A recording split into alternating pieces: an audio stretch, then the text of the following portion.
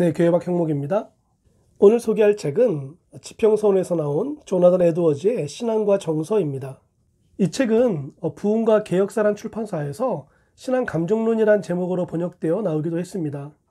근데 제가 왜 지평선에서 나온 책을 소개하는가 하면, 첫째는 제가 가진 책이기도 하고, 또 둘째는 제가 가진 책이 훨씬 오래전에 먼저 번역되어 나왔으며, 마지막으로는 이 신앙과 정서란 책을 번역하신 서문강 목사님이 마틴 로이드 존스라든가 또 제임스 페이커, 아더 핑크 등 개혁주의적이고 또 청교도적인 신학자와 설교자들의 책을 주로 번역한 분이시기 때문에 이 번역의 정확도를 신뢰할 수 있었기 때문입니다. 이 조나단 에드워즈는 설명이 필요 없을 정도로 미국이 낳은 최고의 설교자요, 신학자라고 할 수 있습니다.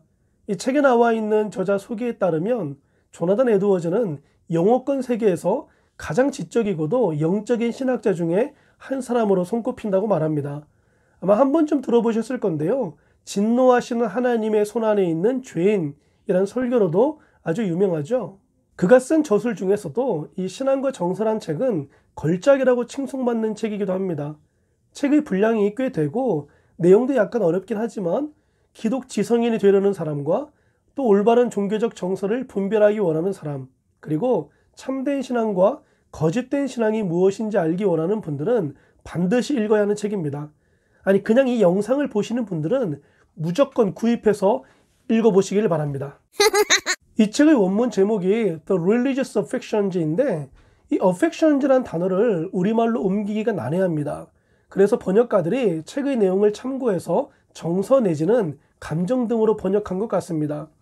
이 편애니 머니 말을 보면요, 번역이 늦어진 까닭으로 방대한 분량과 더불어 현대 영어에서 잘 쓰이지 않는 청교도 특유의 어휘들을 정확한 우리말로 옮기는 것이 조심스럽기 때문이라고 하니 이 번역이란 것도 참 쉬운 일은 아닌 것 같습니다. 어쨌든 이 책이 우리말로 번역되어서 우리 글로 읽을 수 있다는 것은요, 큰 복이라고 생각합니다. 이 책은 18세기 미국의 대각성 운동이 있었던 1740년으로부터 5년이 조금 지난 1746년에 저술되었습니다. 이 조나단 에드워즈가 18세기를 살았던 사람이니 당연한 것인데, 당시 대각성 운동 가운데 일어났던 여러 가지 정서적 표지들이 과연 성령으로 말미암은 참된 정서인지 아니면 마귀로 인한 거짓된 정서인지를 조나단 에드워즈의 날카롭고 예리한 시각으로 신학적으로 분석해 놓은 책입니다.